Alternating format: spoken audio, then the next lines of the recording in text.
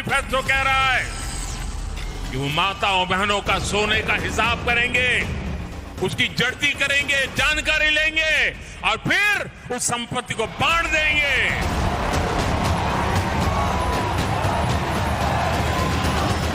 ये अर्बन नक्सल की सोच मेरी माताओं बहनों, ये आपका मंगलसूत्र भी बचने नहीं देंगे। 2024 के रण की तासीर देखिए, मिशन पर निकले मोदी का निशाना देखिए और समझिए कि पहले चरण के बाद अब आने वाले 6 चरणों का चुनाव किस माहौल की तरफ बढ़ रहा है। इसे भी समझिए कि पूरा चुनाव अब किस पिच पर खेला जाने वाला है। कांग्रेस हो, सपा हो, बसपा, देख रहे हैं सभी लोग माफिया की कब्र में जाकर के फतिया पढ़ रहे हैं। इनको बोलो, इनको बोल दीजिए ये चुनाव से अच्छा वक्त नहीं। इनको बोलो कि जाओ, वोट तो कमल निशान को जाएगा, तुम लोगों को 5 साल की छुट्टी दे रहे हैं, फतिया पढ़ो खूब। मैं आज कांग्रेस पार्टी को पूछना चाहता हूं, आपके घोषणा पत्र में सर्वे की बात है या नहीं है? राहुल बाबा देश के नाम में स्पष्ट करे। और मनमोहन सिंह, आपके प्रधानमंत्री ने कहा था संसाधन पर पहला अधिकार माइनॉरिटी का है, आदिवासी दलित का नहीं है, आदिवासी दलित का नहीं। 24 का रण आखिर क्यों हिंदू मुसलमान में बंटने लगा? आखिर किसने इस चुनाव में हिंदू और मुसलमानों को बांटने की राजनीति को हवा दी? किसने अपने मैनिफेस्टो में मुस्लिम वोट बैंक को खास तवज्जो दी? किसने अपने मैनिफेस्टो में तुष्टीकरण को जगह दी? कौन थे वो जब यात्राओं पर निकलते थे तो लोगों से जाति पूछते थे? यही नहीं, किसने मुसलमानों के मंच पर जाकर दंगों का डर दिखाया? कौन नवरात्रों में मछली का मांस दिखाकर हिंदू आस्था पर चोट और मुसलमानों को रिझा रहे थे? कौन एक माफिया की मौत पर मुसलमानों को अपने पाले में लाने की सियासत कर रहे थे? कौन थे वो जो अपनी कौम को भड़का रहे थे, बीफ की दुकानों पर जाकर काटो काटो कर रहे थे? धर्म के नाम पर बांटने की सियासत इन्हीं ने शुरू की थी ना। इन्होंने ही 24 के रण के लिए मुसलमानों को हिंदुओं से बांटने की पिच तैयार की थी ना। लेकिन अब वही पिच इन्हें क्यों डराने लगी? पहले चरण के मतदान के बाद अचानक क्यों इन्हें खौफ सताने लगा? क्या 102 सीटों पर हो चुके मतदान के बाद इन्हें ये लगने लगा है कि प्रधानमंत्री मोदी तीसरी बार सत्ता में वापसी करने वाले हैं? क्या इन्हें ये लगने लगा है कि प्रधानमंत्री मोदी ने जो 400 का लक्ष्य तय किया है वो हकीकत में बदलने जा रहा है? दरअसल ये मोदी को समझ नहीं पाए हैं, न मोदी के मिशन को न विजन को। मोदी जिस पिच पर खेलते हैं उस पिच पर रन वही बना सकते हैं। हवा को भांपना और उसका रुख बदलना मोदी को न सिर्फ आता है बल्कि उस धनुर्विद्या के अर्जुन है वो, जिसका निशाना अचूक है। जैसे अर्जुन ने वेश बदलकर विराट युद्ध को जीता, वैसे ही मोदी रुख पलटकर 24 के रण को जीतने वाले हैं। सुनिए कैसे विरोधियों पर एक ही तीर से सैकड़ों वार किए हैं। मुसलमान वोट बैंक को अपनी जागीर समझने वाले दर्जनों सूरमा कैसे घायल हुए पड़े हैं। शहजादे का कहना है कि उनकी सरकार आई तो कौन कितना कमाता है, किसके पास कितनी प्रॉपर्टी है।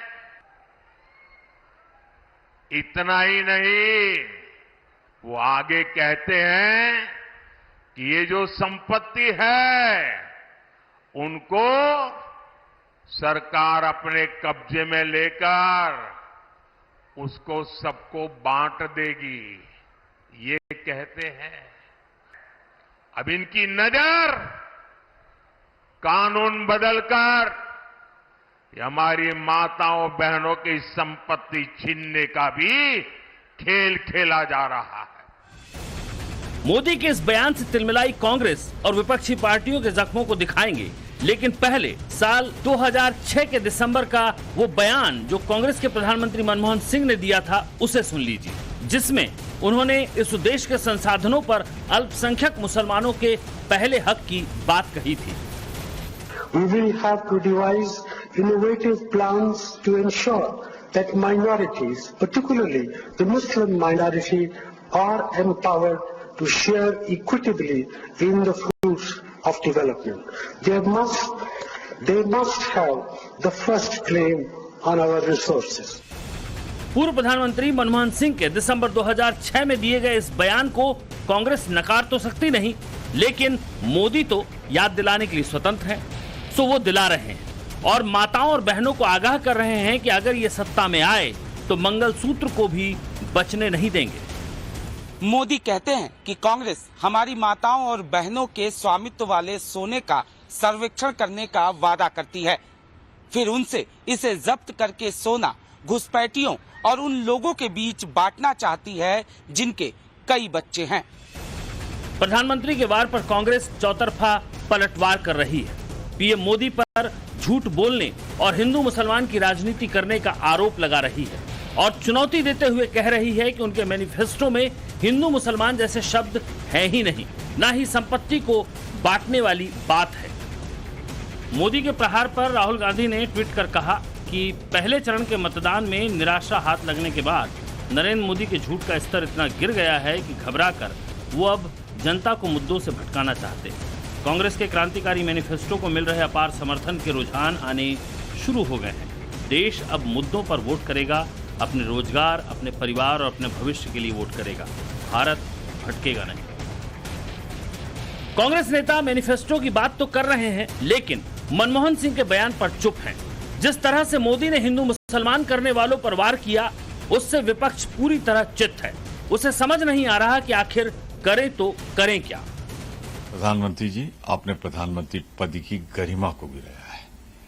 आपसे मैं ये जरूर चाहूंगा कि मेहरबानी करके आप हमारे घोषणा पत्र में, मैनिफेस्टो में वो पेज बताएं, वो लाइन बताएं जहां ये लिखा है कि हम मंगलसूत्र और सारी संपत्तियां इकट्ठा करके मुसलमानों में बांट देंगे। वरना इतना बड़ा झूठ, इतनी बड़ी गलत बयानी, जुमले झूठे, आपके वादे झूठे। अब देश को हिंदू मुसलमान के नाम पर आप झूठ परोसकर बांट रहे हैं। कांग्रेस के मैनिफेस्टो में कहीं भी, मैं ये चुनौती करता हूं प्रधानमंत्री को, कहीं मुसलमान या हिंदू कोई इस तरह का शब्द हो तो हमें बताएं। कहां गया आपका सबका साथ,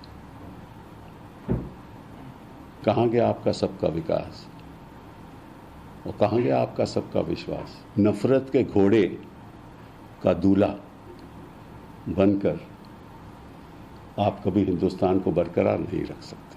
कांग्रेस हमेशा से तुष्टीकरण की राजनीति करती आई है और इसी का ये जवाब मोदी जी ने दिया है। जो सोना चांदी जेवर है वो सब अल्पसंख्यकों में बांट दिया जाएगा।